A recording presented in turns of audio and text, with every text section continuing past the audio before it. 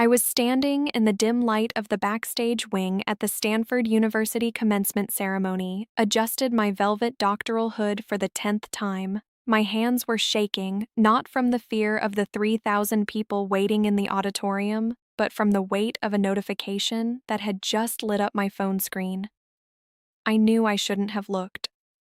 I had promised myself that today would be different, that I would keep my eyes on the prize I had spent 10 years of my life chasing. But the habit of seeking their approval was a ghost that still haunted my fingers. I swiped open Instagram. There it was.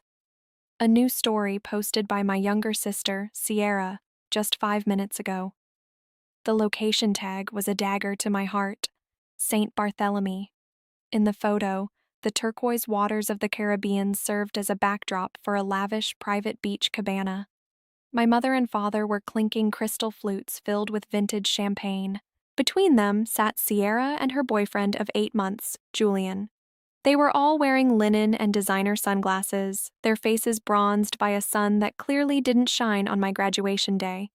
The caption Sierra wrote was simple: "Celebrating Julian's big promotion in paradise. Best family trip ever." She added 2 emojis, a tropical palm tree and a clinking glasses symbol, which I won't describe because the image itself said enough. I stared at my father's smile in that photo. It was the same smile he used when he told me, just 2 weeks ago on the phone, that they wouldn't miss my PhD defense for the world. "Elena," he had said, his voice thick with a pride I now realize was manufactured, "you're the first doctor in this family. We'll be in the front row, cheering the loudest." My mother had even asked what color dress she should wear to match my academic robes. I looked up from the screen and peered through the heavy velvet curtain toward the stage. The auditorium was a sea of black gowns and colorful stoles. Families were packed into the tiers, grandmothers holding bouquets of roses, fathers balancing toddlers on their shoulders, all of them waiting to witness a milestone. And then, my eyes landed on the front row. Section A, Row 1, Seats 1 through 3. I had fought the administration to secure those specific spots. Each one had a small white card taped to the back that read, "Reserved for family of the valedictorian." They were empty. The plush red fabric of those seats looked like open wounds against the backdrop of the crowded hall. I wasn't just graduating today, I was the top-ranked student in the doctoral program for genomic cancer research. I had been chosen to deliver the keynote address to the entire graduating class. I had a life-changing breakthrough in my pocket, a method to identify hereditary markers for aggressive stage 4 tumors before they even formed. I had spent a decade trying to save lives, trying to give other daughters more years with their parents. And yet, at 31 years old, standing at the pinnacle of my career, I was still that 8-year-old girl waiting by the window for a car that was never going to turn into the driveway. The irony was suffocating. I had dedicated my intellect to solving the puzzles of DNA, the very things that bind us together by blood. I thought if I decoded the most complex secrets of the human body, I would finally be worthy of a seat at their table. I thought prestige was the currency I could use to buy my mother's attention and my father's time. The ceremony coordinator, a young woman with a headset, tapped my shoulder. She whispered that the processional music was starting in 60 seconds. She saw my phone, still glowing with the image of the Caribbean sun, and then she looked at my face. She asked if I was okay. I didn't answer. I couldn't. I just felt a cold, sharp shift happening inside my chest. It was the sound of a final thread snapping. For 20 years, I had been an architect of excuses. I had built elaborate justifications for why they weren't there. They were busy. They were stressed. Sierra needed them more. But looking at Julian, a man they had known for less than a year, celebrating a mid-level corporate promotion while I stood here alone, I realized I wasn't an architect anymore. I was just a woman standing in the ruins of a relationship that had been one-sided since the day I was born. Before I take you onto that stage with me, before I tell you exactly what I said to that crowd of 3,000 people that made the video go viral across every social platform in the world, I need you to do something for me. If you are watching this right now, look at the clock. Tell me your city and the exact time you are hearing my voice. I want to know where in the world this message is landing, because I know I am not the only one who has ever saved a seat for someone who never showed up. Let me take you back to the beginning. Let me show you how a family can live under one roof and still be worlds apart. My name is Elena, and this is how I learned that blood isn't thicker than water, it's just harder to clean up when it spills. To understand why those 3 empty chairs in the front row broke me so completely, you have to understand the dynamic of the household I grew up in. In the world of my parents, there were 2 sons, but only one of us was allowed to bask in the light. My sister Sierra is 3 years younger than me. From the moment she was born, she possessed a magnetic quality that I simply didn't have.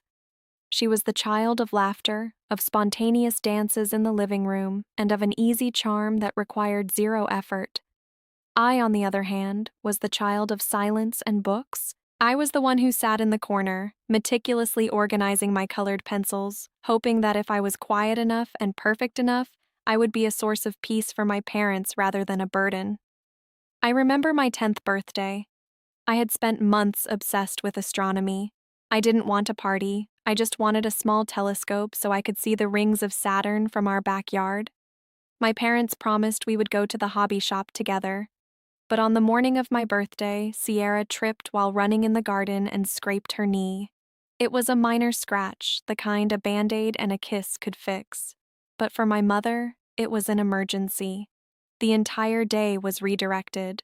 We spent 4 hours in the urgent care waiting room, and by the time we got home, the hobby shop was closed. My father patted my head and said, "We'll go next weekend, Elena. Sierra needs us right now." Next weekend never came.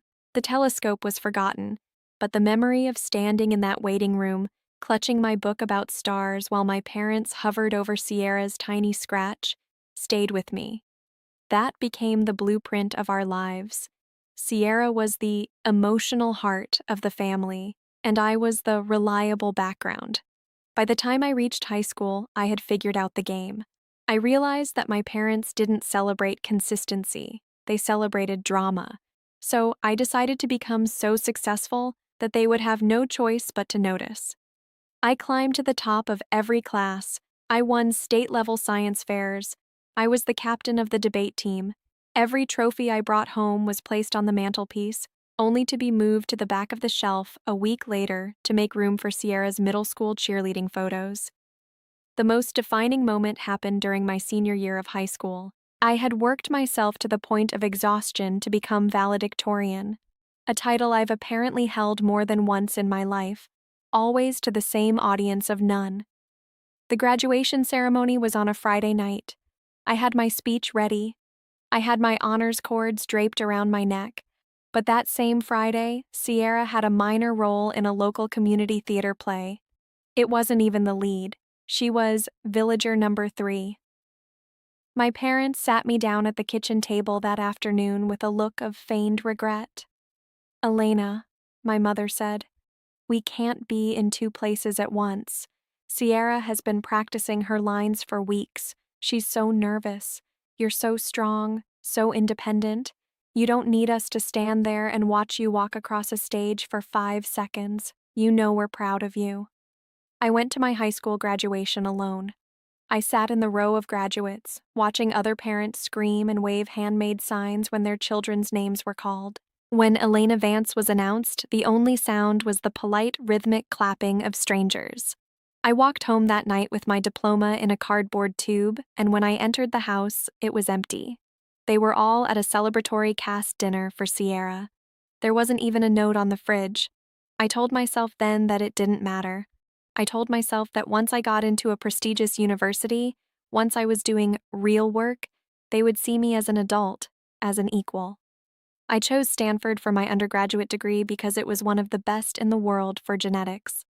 When the acceptance letter came, I thought it was my golden ticket. Surely, being a Stanford student would earn me a seat at the important table. I remember calling my dad to tell him the news.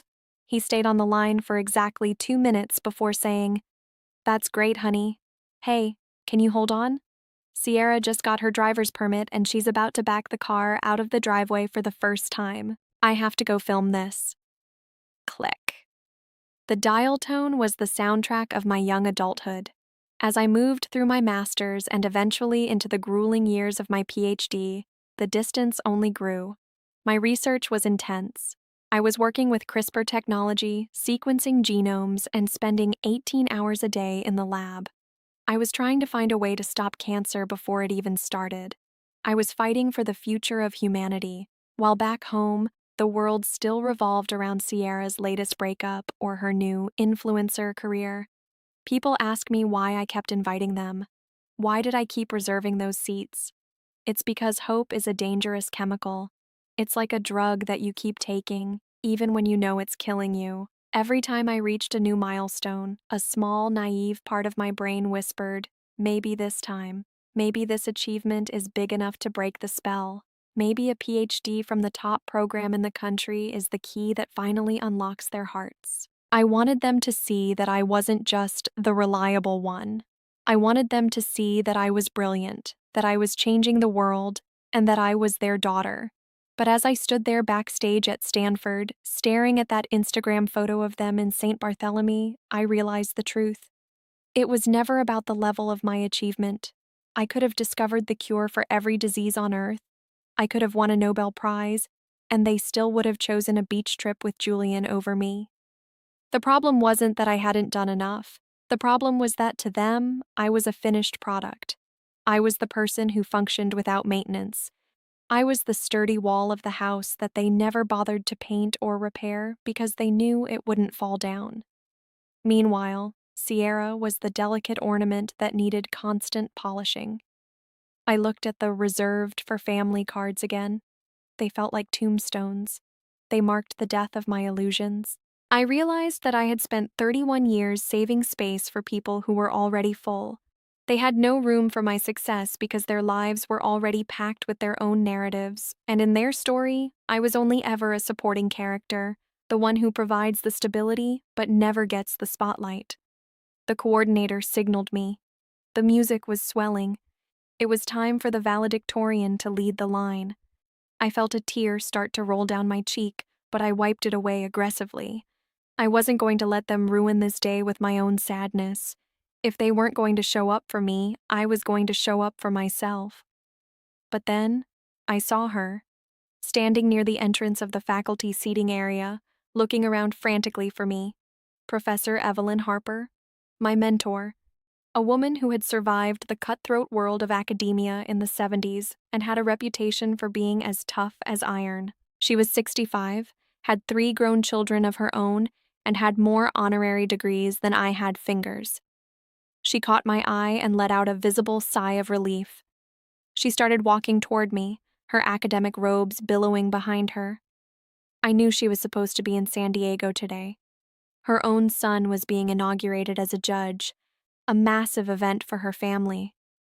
I had told her weeks ago not to worry about my graduation, that I would be fine. She reached me, took one look at my face, and then looked at the phone still in my hand. She didn't need to see the screen to know what had happened. She had seen the pattern for 4 years. She took my cold hand in hers and looked me dead in the eye. "Elena," she whispered, her voice firm and grounding. "Look at me. You are not an empty seat. You are the fire that lights this entire room, and I am not going anywhere." That was the moment I decided to burn the script. If you've ever felt like the strong one who everyone assumes is okay just because you don't complain, stay with me. Because what I did next didn't just shock my family.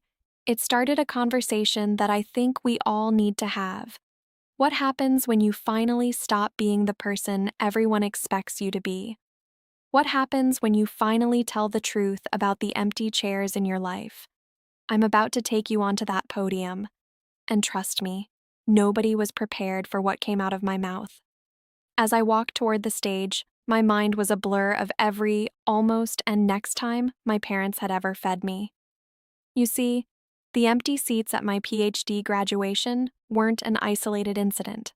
They were the grand finale of a decade of broken promises. When I moved to California for my master's, I invited them 6 months in advance. I even offered to pay for their flights with the small stipend I had saved from my research assistant job. My mother had laughed, that light, airy laugh that always made me feel like I was being unreasonable. "Elena, don't be silly," she had said. "We wouldn't dream of letting you pay. We'll be there. We're already looking at hotels near Palo Alto." 3 days before that graduation, she called. Sierra had decided to audition for a reality singing competition in New York. "It's her big break, Elena. You already have your brain, you'll always be smart. But Sierra only has this window of opportunity. You understand, don't you?" I told her I understood. I always told her I understood. Because in our family, understanding was the tax I paid for being the older, successful sister. I stood on that stage alone, holding a master's degree in biotechnology, watching other families take group photos while I took a selfie in the parking lot and drove back to my lab to work. But the PhD was supposed to be the big one. 6 months ago, at Thanksgiving, the only holiday I managed to fly home for, I sat them down. I looked my father in the eye and said, "Dad, this is the end of a 10-year journey. I am the valedictorian. I am giving a speech that will be broadcasted. It is on May 22nd. Please, mark your calendars now." My father had grabbed my hand, looking uncharacteristically serious. "Elena, I know we've missed things. I know we haven't always been there, but we wouldn't miss this for anything. I've already blocked out the dates in my office. We are coming." For the first time in years, I let my guard down. I allowed myself to feel that warm, dangerous glow of hope. I spent my weekends scouting the best restaurants in San Francisco for a celebratory dinner. I booked a 3-bedroom Airbnb with a view of the bay so we could all be together. I spent thousands of dollars, money I barely had, because I wanted the perfect family weekend. Then Julian entered the picture. Julian was everything my parents loved. He was a high-profile marketing executive with a loud laugh and a penchant for expensive gifts. He started dating Sierra 6 months ago, and within weeks, he was the son my father never had. He took my dad golfing. He sent my mother bouquets of orchids for no reason. He was exciting. I was just the scientist. 2 weeks ago, the shift began. The texts from my mother started getting shorter. "Oh, Julian might have a big event that weekend." Or, "Sierra says the Caribbean is beautiful in May." I called her, my heart racing.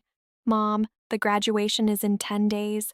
You said you'd be here. I already paid for the house. I already reserved the seats." "Honey, don't be so rigid," she replied, her voice sharpening. "Julian was promoted to senior VP. It's a huge deal. He invited us to celebrate with them on a private island. It's a once-in-a-lifetime invitation. Surely your graduation is just, you've graduated so many times already." "It's just another ceremony." Just another ceremony. 10 years of sleepless nights, thousands of hours staring through a microscope until my eyes bled. Discovering a genetic sequence that could literally change the survival rate of cancer patients. To them, it was just another ceremony. I hung up the phone and cried in the middle of the campus library. I felt like a fool. I had spent a decade building a monument to my intelligence, only to realize that to the people I loved most, I was invisible. That was when Professor Evelyn Harper found me. She didn't ask what was wrong. She just sat down next to me and handed me a tissue. "They aren't coming, are they?" she asked quietly. "How did you know?" I sniffed. "Because, Elena," she said, looking out the window, "I spent 30 years watching brilliant women try to win the hearts of people who are committed to misunderstanding them. You are trying to speak a language of achievement to people who only speak the language of ego." Evelyn told me then about her own son's inauguration as a judge. It was the same day as my graduation. She told me how proud she was of him. I told her she had to go. That family came first. She just nodded and patted my hand. But standing here now, in the backstage shadows, I realized she hadn't gone to San Diego. She was here. She was wearing her finest academic regalia, her face set in a mask of determination. "Evelyn," I whispered as the line of graduates began to move. "You're missing your son's big day. Why?" She gripped my arm, her eyes fierce. My son is surrounded by a wife, 3 children, and an entire city of supporters, Elena. He is loved, he is seen. But you are standing on the edge of the world, and you are about to give a speech to people who don't know the cost of your silence. She leaned in closer, her voice a low growl of motherly protection. I am here because family isn't a blood type, Elena. It's a verb. It's something you do. And today, I am doing family for you. The music reached a crescendo. The heavy doors to the auditorium swung open. The light hit me, blinding and white. I could hear the roar of the crowd, the smell of expensive perfume and floor wax. As I marched down the center aisle, my eyes were locked on those 3 empty red velvet seats. They felt like a vacuum, sucking the air out of the room. I walked past hundreds of cheering parents, seeing them hug their children, seeing the flashes of cameras. I reached the stage and took my seat next to the university president. From this vantage point, the empty chairs were even more glaring. They were a silent testimony to my insignificance in my own family's story. I reached into the pocket of my gown and felt the folded paper of my safe speech. The speech where I thanked my parents for their unwavering support. The speech where I talked about the bright future we all shared. I looked at the empty seats. Then I looked at Evelyn, sitting in the 4th chair, nodding at me with a look of absolute defiance. I felt a surge of something I hadn't felt in 31 years. Not sadness, not longing, but a cold, crystalline anger. The kind of anger that burns through lies and leaves only the truth behind. The president of the university stood up. And now, he announced, his voice echoing through the rafters, please welcome our valedictorian, the recipient of the Excellence in Genomic Research Award, Dr. Elena Vance. The applause was thunderous. I stood up, my legs feeling like lead. I walked to the podium. I looked out at the 3,000 faces. I looked at the cameras that were live streaming this event to thousands more online. I took the safe speech out of my pocket. I looked at it for 1 second. And then, in front of everyone, I crumpled it into a ball and dropped it on the floor. The room went deathly silent. You could hear a pin drop. The president leaned forward, confused. Evelyn leaned back, a small, knowing smile playing on her lips. I gripped the sides of the lectern until my knuckles turned white. I leaned into the microphone, and for the first time in my life, I didn't care if I was too much. Before I begin the speech I was supposed to give, I said, my voice echoing with a power I didn't know I possessed, I want to talk about the data of disappointment. I want to talk about what happens when the people who give you life refuse to give you their time. If you think you know where this is going, you're wrong, because what I said next didn't just break the silence, it shattered my family's world forever. Stay with me, because we're about to get to the part that millions of people around the world still talk about. The part where I finally stopped being the reliable daughter and started being a woman who refused to be ignored. I stood at that podium, the silence of 3,000 people pressing against my chest like a physical weight. I could see the university president out of the corner of my eye, shifting uncomfortably in his ceremonial chair. I knew what they expected. They expected a grateful daughter, a humble scientist, a girl who would say, "Thank you," and disappear into the archives of academia. But then I looked at row 1, seats 1, 2, and 3. I am a scientist, I began, my voice steady, amplified by the speakers until it vibrated in the very floorboards. My entire life has been dedicated to the study of patterns. In the lab, we look for anomalies. We look for the things that don't belong. We look for the gaps in the data because the gaps often tell a more honest story than the results themselves. I raised my hand and pointed directly at the front row. The cameras followed my finger. If you look at the front row, you will see 3 empty chairs. Those seats were reserved for my father, my mother, and my sister. I invited them 10 years ago. I reminded them 10 days ago. And I confirmed with them 10 hours ago. A collective gasp rippled through the auditorium. It wasn't a loud noise, but a soft, indrawn breath from thousands of people at once. Right now, I continued. My family is on a private beach in the Caribbean. They are celebrating the promotion of a man they have known for 8 months. They chose a sunset and a glass of champagne over the culmination of my life's work. And for a long time, I told myself that was my fault. I told myself that if I just discovered a more important gene, if I won a bigger award, if I became a doctor with more prestige, they would finally find me worth the flight. I leaned forward, my eyes scanning the faces in the crowd. I saw parents holding their children's hands. I saw mothers wiping tears. But standing here, looking at those empty chairs, I realized something that no textbook could ever teach me. Disappointment is a form of data. It is the most objective measurement we have of where we stand in someone else's life. We spend our lives trying to fill the empty seats in our hearts with achievements, with titles, with success. But you cannot fill a seat for someone who has already decided they aren't coming. I turned my head slightly to look at Professor Evelyn Harper. In the fourth seat, there is a woman named Evelyn. Today, her son is being sworn in as a judge in another city. It is a massive day for her family. I told her not to come here. I told her I would be fine alone. But she is sitting there anyway. She is here not because we share DNA, but because she understands that family is not a status you inherit. It is a choice you make every single morning when you wake up. I felt the tears stinging my eyes, but I didn't let them fall. This wasn't a speech about being a victim. It was a speech about liberation. For 31 years, I have been a ghost in my own home. I have been the strong one who didn't need looking after. I was the reliable one who didn't need a phone call. I was the successful one whose graduation was just another ceremony. I have spent my life saving seats for people who only show up when it's convenient for them or when they need something from me. I paused for a long, dramatic beat. The silence was so thick it felt like the air had left the room. So, here is my message to my fellow graduates and to everyone watching this around the world. Stop saving seats for people who refuse to show up. Stop shrinking your light so they don't feel blinded. Stop apologizing for the space you take up just because it makes them uncomfortable. Your worth is not a reflection of their absence.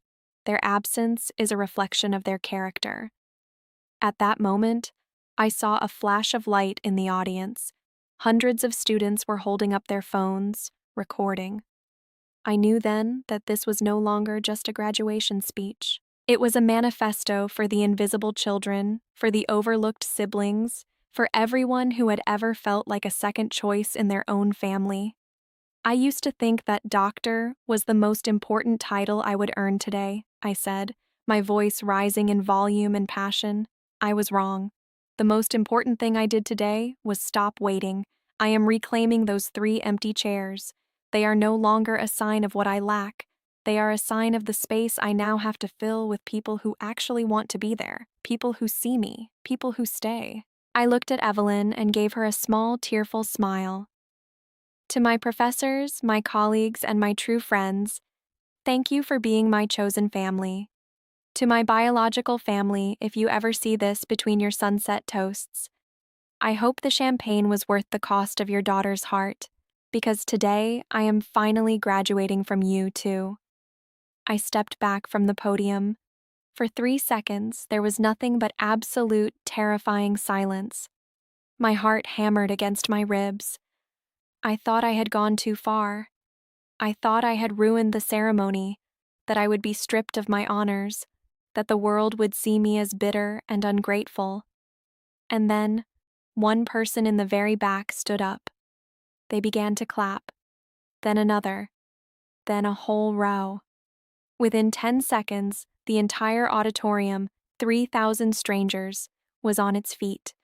The sound was like a tidal wave, a roar of validation that nearly knocked me over. It wasn't just polite applause. It was a scream of recognition. I walked off that stage with my head held high. Evelyn met me at the bottom of the stairs and pulled me into a hug so tight I could barely breathe. "You did it, Elena," she whispered into my ear. "You finally told the truth." But as the cheers continued, I felt a vibration in my pocket. I pulled out my phone. It was a text message from my mother. She had seen the live stream.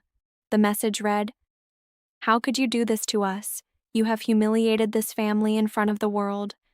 Turn off that camera right now or don't bother coming home. If you think the story ends with a standing ovation, you're wrong. The real battle was just beginning. Because my family wasn't just hurt, they were exposed. And a cornered family is the most dangerous kind of enemy. Stay with me for the next part because you won't believe the lengths my mother went to in order to fix her reputation and the shocking secret I discovered about why they really went to that island. I walked out of that auditorium a doctor, but I felt like a soldier who had just dropped a bomb on her own life. My phone was a literal fireplace in my pocket, vibrating so relentlessly it felt like it might explode. By the time I reached the reception hall, the clip of my speech, the Data of Disappointment segment, had already been uploaded to the university's alumni page. Within an hour, it had 10,000 shares. By dinner, it was 1,000,000. The standing ovation had felt like a shield, but the moment I was alone, the reality of the text from my mother began to sink in. You have humiliated this family. Don't bother coming home. I sat in my small apartment that night, still wearing my graduation gown because I was too numb to take it off. I scrolled through the comments on the viral video. Thousands of strangers were calling me brave and a hero, but my family's group chat was a slaughterhouse of words. Sierra was the loudest.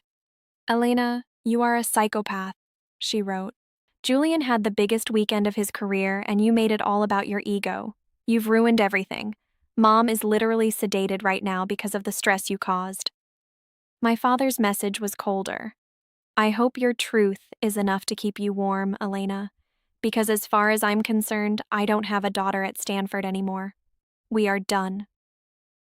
The silence that followed those messages was the loudest sound I'd ever heard. I had spent 31 years trying to be the perfect child to avoid this exact moment, the moment they would finally stop pretending to love me. But then, the next morning, the narrative shifted. My mother didn't just stay angry, she went on the offensive. You see, my father owns a high-end real estate firm, and my mother is a prominent socialite in our hometown. Reputation isn't just a feeling for them, it's their currency. By Monday morning, my mother had posted a statement on her own Facebook and Instagram. She posted a photo of me as a child, smiling at a birthday party. The caption was a masterpiece of gaslighting. She wrote, "It breaks our hearts to see our daughter struggling with her mental health. We have tried for years to get Elena the help she needs, but her obsession with her work has led to a deep-seated paranoia. We chose not to attend the ceremony to give her space, as per her own request during a difficult episode last month. We love her and hope she finds peace." I stared at the screen, my blood turning to ice. She wasn't just denying the truth, she was pathologizing it. She was telling the world I was crazy, so they wouldn't have to be guilty. I felt a surge of doubt. Was I wrong? Did I imagine the phone calls? But then I remembered the 3 empty seats. I remembered the confirmation emails. I remembered the reserved cards. I called my mother. To my surprise, she picked up on the first ring. "Is that how you're going to play this, Mom?" I asked, my voice trembling. "A mental health crisis? You know that's a lie. You know you promised to be here." "Elena, darling," she said, her voice dripping with that fake, melodic sweetness. "The world is a very judgmental place. We had to protect the family name. If you just post a small video saying you were overwhelmed and that we've always been supportive, this all goes away. We can even pay off your remaining student loans as a graduation gift." A bribe. She was trying to buy my silence with the money she had saved by not coming to my graduation. "I don't want your money, Mom. I wanted you to show up." "Well, you made your choice," she snapped, the mask finally slipping. "You wanted to be the star? Now you're the star. But don't expect us to be your audience ever again." She hung up. I sat there in the dark, realizing that I had officially been excommunicated. But then, the Social Media Justice League did something I didn't expect. Because my mother had tagged the location of their emergency trip to St. Barthélemy, people started digging. And what they found was the final blow to my heart. Julian, Sierra's boyfriend, hadn't just been promoted. He had signed a massive marketing contract with a luxury resort chain. The trip my parents were on, it wasn't just a birthday celebration, it was an all-expenses-paid influencer junket. My parents had been invited as VIP guests to help populate the background of a promotional video for the resort. They hadn't just chosen Julian over me. They had chosen a free vacation and a chance to be in a commercial over me. They had sold my graduation day for a weekend of free cocktails and a chance to feel famous. When I found out, I didn't cry. I laughed. It was so perfectly, classically them. I was a scientist looking for the secrets of the universe, and they were extras in a marketing video. Evelyn came over that evening with a bottle of wine and a stack of printed research papers. She saw the look on my face and didn't ask a single question. She just sat down and started proofreading my latest draft. The world is going to move on to the next viral video in 48 hours, Elena, she said, not looking up from the page. But the truth you spoke? That stays in the bones of the people who needed to hear it. Now, are we going to let your mother's Instagram post stop us from curing cancer, or are we going to get to work? I looked at her, this woman who had sacrificed her own son's big day just to hold my hand in the dark. Let's get to work, I said. But I didn't know that the work was about to lead me to someone named Maya. And I didn't know that my mother's olive branch was actually a trap that would test my resolve more than any PhD defense ever could. If you've ever had a parent try to rewrite your history to make themselves look like the hero, you need to hear what happened next. Because I learned that the only way to win a war with a liar is to stop playing the game entirely. But before I tell you about the final confrontation, I need to ask, have you ever been gaslit by your own family? Have you ever been told your memories were wrong just to protect someone else's ego? Tell me yes in the comments if you've been there. I'm reading every single one. For the next few months, I lived in a strange paradox. To the digital world, I was a symbol of courage. My speech was being used as a soundtrack for thousands of videos about setting boundaries. But in my personal life, I was experiencing a great deletion. My aunts, who used to send me cards for every minor holiday, stopped calling. My cousins, people I had grown up with, unfollowed me. It's a terrifying thing to realize that a family is often like a cult. When you expose the leader's flaws, the entire group turns on you to protect the illusion. I was the villain not because I lied, but because I broke the code of silence. But amidst that cold isolation, a new warmth began to grow. It started with an email from a girl named Maya. Maya was a first-year graduate student in my department.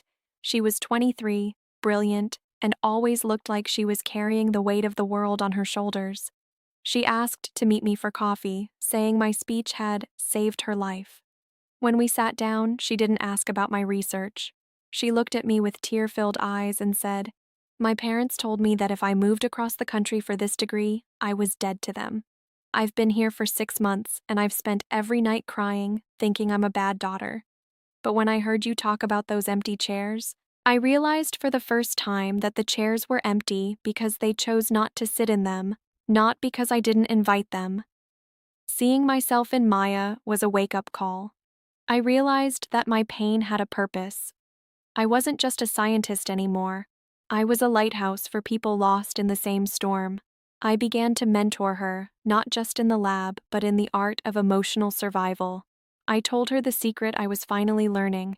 You cannot heal in the same environment that made you sick. Then, the olive branch trap arrived. 4 months after graduation, my mother called me. Not a text, not a social media post, but a real phone call. Her voice was soft, melodic, almost vulnerable. "Elena," she whispered, "I've missed you so much. The house feels so quiet without you. Your father and I, we've had a lot of time to think. We've realized that life is too short for this distance." For a split second, the 31-year-old doctor disappeared and the 8-year-old girl who wanted a telescope came back. My heart hammered. I wanted to believe her so badly. I wanted her to say, "I'm sorry I missed your big day. I'm sorry I chose a beach over you." "I've missed you too, Mom," I said, my voice cautious. "Good," she said, her tone brightening instantly. "Because I have a wonderful idea. I'm chairing the Hope and Heritage Gala next month. It's the biggest charity event of the year. I want you to be my guest of honor. We'll get you a stunning dress. We'll do a joint interview about family and success. It would be such a powerful way to show everyone that we're united again. It would fix everything." The coldness returned, sharper than ever. She didn't want my heart. She wanted my doctor title to repair the damage I had done to her reputation. She wanted to use my viral fame to sell tickets to her gala. "Fix everything for who, Mom?" I asked. "For me? Or for your image?" The silence on the other end was deafening. When she spoke again, the sweetness was gone. It was replaced by a jagged, sharp edge. "Don't be ungrateful, Elena. You humiliated us. I am offering you a way back into this family. I am offering to forgive you for that disgusting speech. All you have to do is show up and play your part. Is that so much to ask?" "I've been playing a part my whole life, Mom," I said, a strange sense of calm washing over me. "I played the part of the strong one. I played the part of the perfect daughter who didn't need anything. But the play is over. The curtain fell the moment I looked at those empty seats. I'm not a prop for your gala. I'm a human being. And if you want me in your life, you have to start by acknowledging the truth." "The truth?" she hissed. "The truth is, you are a selfish, ego-driven girl who thinks she's better than everyone because she has a degree. You're just like your research, Elena, cold and clinical. No wonder you're alone." She hung up. I put the phone down on the table. My hands weren't shaking this time.